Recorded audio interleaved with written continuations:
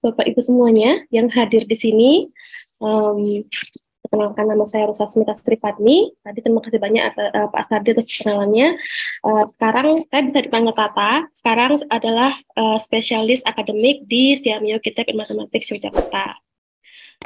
Pada kesempatan kali ini, saya akan berbagi tentang numerasi, terutama praktik numerasi ya Bapak Ibu. Tentunya dari sudut pandang saya sendiri sebagai spesialis dan tupoksi instansi saya yaitu pengembangan profesionalisme guru matematika. Nah, menunjukkan satu permasalahan berikut ya, Bapak Ibu ya. Nah, ini ada satu permasalahan tentang persen ya, Bapak Ibu ya. Saat ini Bu Aminah bekerja di kantornya, anak-anaknya Siti dan Budi datang berkunjung. Bu Aminah menyajikan teh untuk anak-anaknya. Siti dan Budi kemudian mendiskusikan teh di kelas mereka. Ini Budi berkata, tehmu 25% lebih banyak. Dan Siti berkata, enggak kok, tehmu hanya 20% lebih sedikit dari punyaku. Siapa yang benar di sini? Nah, saya ingin Bapak Ibu semuanya hanya merefleksikan ya, bagaimana siswa yang baru belajar persen akan menyelesaikan masalah seperti ini, dan apa sih perbedaan soal ini dengan soal-soal yang biasa kita lihat di buku teks pelajaran matematika. Tidak akan ada kuis ya Bapak Ibu kan baru pretest, jadi tidak akan ada tes lanjutan. Ini hanya sekedar pembuka saja ya. Jadi soal ini saya dapatkan di buku Mathematics in Context yang diterbitkan oleh oleh pemerintah Belanda ya. Dengan pendekatan, mungkin Bapak Ibu familiar dengan PMRI, jadi dengan pendekatan PMRI atau dikenal juga dengan RME, soal-soal seperti ini cenderung tidak hanya berfokus pada prosedur, tidak hanya berfokus pada perhitungan semata, tapi menuntut siswa untuk menyelesaikan masalah yang nyata. Hal-hal seperti ini itu mungkin sangat realistis ya, akan diperdebatkan oleh anak-anak, apalagi anak kecil di kehidupannya, di guruan mereka sendiri, dan mereka akan menggunakan matematika untuk menyelesaikan masalah tersebut dan membuat keputusan, terutama untuk mendebatkan ini sebenarnya yang benar apa, 25% lebih banyak atau 20% lebih sedikit, seperti itu. Nah, soal seperti ini tuh simple, sederhana, tapi hanya dipelintir sedikit saja dari soal persen yang sering kita lihat. Tapi seperti inilah yang akan sangat memfasilitasi numerasi, ya. Jadi tidak seperti soal-soal yang biasa kita lihat yang hanya berfokus pada kemahiran prosedural saja. Bukan berarti kemahiran prosedural tidak penting, tapi soal-soal seperti ini justru yang akan menguatkan numerasi siswa. Nah, sebelum saya lanjut, di sini kira-kira ada berapa orang ya, Bapak Ibu semuanya, yang berpandangan bahwa membelajarkan numerasi itu sama saja dengan membelajarkan matematika. Dalam artian, kalau kita membelajarkan matematika, ngajarin matematika seperti biasa itu udah sama aja kayak ngajarin numerasi. Otomatis siswa kita itu akan punya numerasi.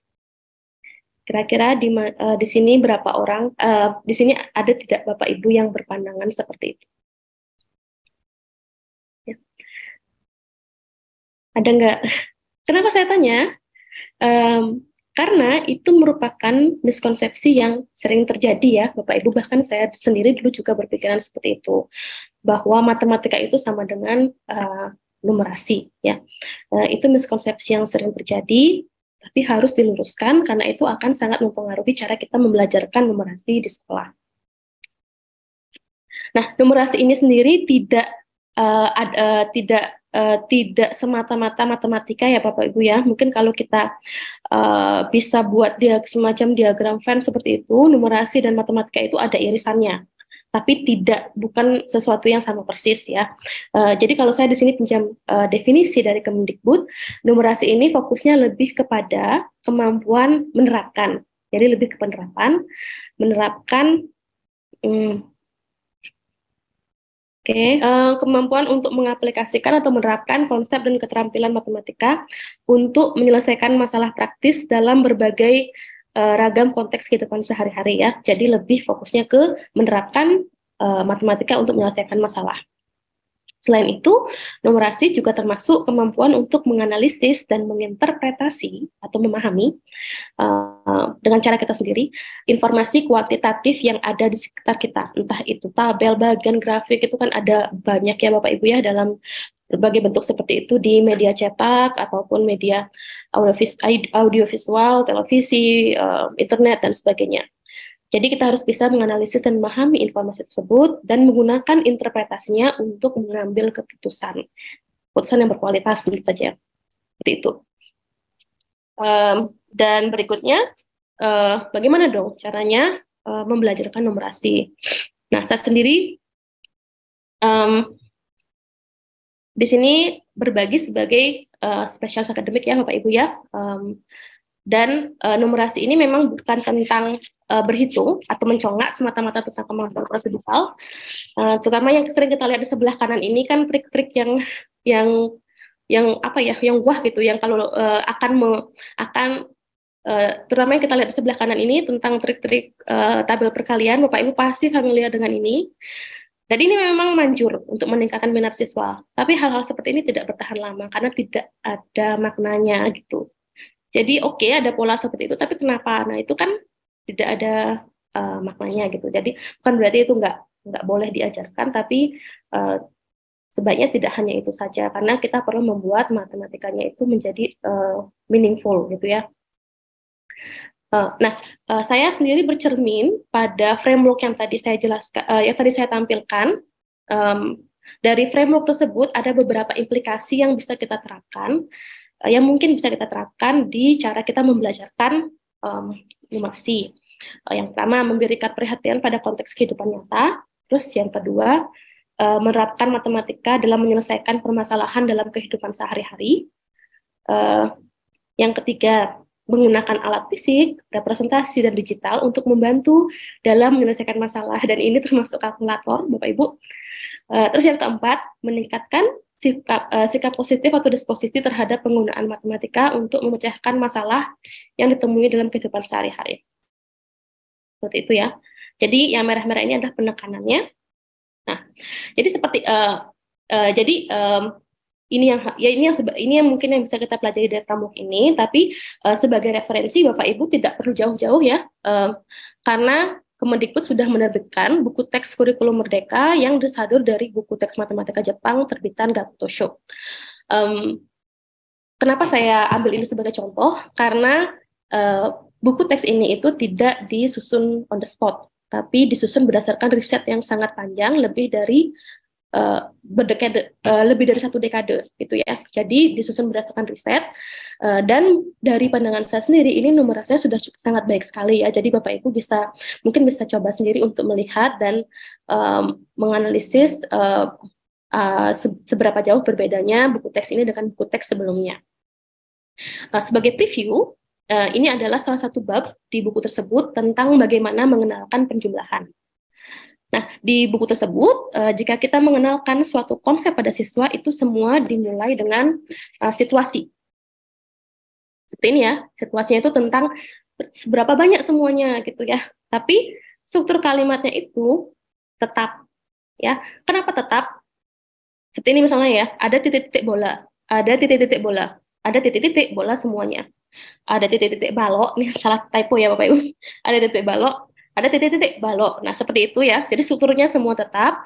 Kenapa seperti itu? Untuk mensimulasi struktur operasi aritmetik yang juga tetap. Kalau operasi bilangan kan gitu ya Bapak Ibu ya. Kalau penjumlahan itu bilangan, operasi penjumlahan, tanda tambah, bilangan lagi, tanda sama dengan, kemudian hasilnya. Itu strukturnya selalu seperti itu. Jadi untuk mensimulasi operasi bilangan itulah kenapa situasi ini selalu diperkenalkan dengan struktur kalimat yang tetap. Nah, setelah itu, baru situasi itu diterjemahkan ke representasi semi konkret berupa balok satuan, lalu diterjemahkan lagi ke representasi abstrak, yaitu operasi bilangan. Jadi tidak langsung ujuk-ujuk itu siswa dikasih operasi bilangan yang abstrak ya Bapak Ibu ya. Jadi dimulai dengan sesuatu yang konkret terlebih dahulu. Nah, setelah itu siswa ada beberapa latihan lagi di mana mereka menerjemahkan representasi semi konkret. ada beberapa aktivitas di mana mereka latihan lagi menerjemahkan representasi semi konkret ke balok menerjemahkan situasi konkret ke representasi semi konkret dan abstrak. Nah, lalu barulah mereka melatih kemahiran prosedural dengan mencongak. Ya, jadi kemahiran prosedural itu bukan berarti tidak penting ya, tetap penting, tapi juga bukan berarti itu saja yang kita perkenalkan pada siswa. Jadi kita mulai dulu dengan situasi konkret. Nah, setelah itu siswa diberi kesempatan untuk menerapkan apa yang baru mereka pelajari, yaitu penjumlahan untuk menyelesaikan masalah kontekstual, dan setelahnya dibalik ya, dari mereka diminta untuk menerjemahkan dari situasi yang abstrak ya, dari representasi abstrak mereka kemudian membuat cerita konkretnya. Jadi dibalik ya oleh yang tadi. Nah, urutan aktivitas yang terlihat sederhana itu sebenarnya sudah merupakan satu siklus pemodelan matematika. Ya, pemodelan matematika sering kita anggap sesuatu yang serius yang hanya ada di matematika tingkat tinggi, tapi tidak ya. Ini bisa kita ini digunakan di buku ini untuk mengenalkan konsep-konsep yang sangat sederhana. Nah, seperti ini ya. Dan ini juga sama ya. Ini juga mengenalkan penjumlahan, tapi dengan situasi yang berbeda. Ini situasi bertambah banyak. Kalau ini situasi, ini keseluruhan ya. Ada berapa bola, berapa seluruhnya. Kalau yang ini situasi bertambah banyak. Ada sekian bebek. Datang sekian bebek lagi. Berapa bebek semuanya? Seperti itu. Nah, konsep yang sama seperti tadi itu diulangi lagi, digunakan lagi untuk semua konsep yang diperkenalkan di buku ini. Mau itu penjumlahan, pengurangan, perkalian, pembagian. Jadi konsisten, cara siswa mengembangkan konsep matematika itu konsisten. Seperti itu. Jadi ini adalah buku matematika yang sudah diterbitkan Kemendikbud ya, dan sudah bisa digunakan di sekolah sepertinya ya. Ini juga waktu itu diterjemahkan oleh tim kami, ambil bagian untuk menerjemahkan dan menyadur buku ini. Ya. Nah, selain itu juga ada beberapa yang bisa saya sarankan sebagai referensi ya. Ini di SMP, Direktorat SMP juga sudah menerbitkan contoh-contoh pembelajaran yang bisa digunakan untuk menguatkan numerasi, baik di pembelajaran matematika maupun SMP ya. Dan pada tahun 2020 saat pandemi COVID melanda Indonesia, itu pemerintah Kemendikbud juga menyusun modul modul belajar siswa untuk kurikulum darurat ya. Kurikulum darurat hanya berfokus pada literasi dan numerasi saja, tidak ada mata pelajaran, dan ini juga bisa dijadikan referensi Bapak Ibu untuk menyusun pembelajaran yang menguatkan numerasi. Itu. Ini selain itu mungkin ada Bapak Ibu yang familiar dengan PMRI, Pendidikan Matematika Realistik. Ini merupakan salah satu pendekatan pembelajaran yang sepertinya cukup populer di Indonesia. Ini saya cantumkan di sini karena PMRI ini juga prinsipnya sama, tidak langsung ujuk-ujuk fokus ke rumus, tapi dimulai dengan sesuatu yang kontekstual terlebih dahulu. Jadi PMRI ini bisa dijadikan jalan untuk menguatkan numerasi. Kemudian ini ada beberapa lagi yang saya cantumkan di sini. Mungkin Bapak Ibu bisa lain kali kalau ada waktu bisa cek ya. Ini sumber belajar Mastif, ini sumber belajar multidisiplin berbagai bidang ilmu, dan Matifik ini mengenalkan numerasi, kemampuan dasar aritmatik itu dengan game yang sangat menyenangkan untuk siswa-siswa, terutama siswa sekolah dasar rendah ya, kelas rendah. Nah, ini seperti misalnya salah satu contoh aktivitas PMRI ya. Jadi mungkin Bapak Ibu bisa baca di slide. Nah, untuk aktivitas ini kelihatan sederhana, tapi sebenarnya ini adalah aljabar, terutama persamaan linear dua variabel. Nah, jadi meskipun ini adalah aljabar ya, persamaan linear dua variabel, tapi disajikan dengan cara yang sangat sederhana sehingga siswa sekolah dasar pun bisa mengerjakan. Jadi kita tidak ujuk-ujuk out of the blue langsung begitu saja mengenalkan X dan Y ke siswa, sehingga mereka mau nggak mau hanya menghafalkan saja tanpa tahu apa maknanya. Nah, tapi kalau kita memulai dengan cara seperti ini, hal yang abstrak seperti aljabar pun bisa menjadi lebih bermakna bagi siswa. Ya, seperti itu. Jadi siswa yang belum belajar aljabar pun bisa menyelesaikan soal tersebut. Ya, seperti ini ya. Nah, jadi benar-benar konkret. Ya. Dan soal yang saya cantumkan di awal itu tadi juga merupakan soal yang saya ambil dari sini. Bentar. Ya, ini ya, terbitan pemerintah Belanda tadi, Mathematics in Context. Ya, jadi ada banyak aktivitas menarik yang bisa kita ambil dari sana. Ya, jika misalnya Bapak Ibu ingin belajar lebih gitu ya. Ya, mungkin seperti itu paparan dari saya, Q&A.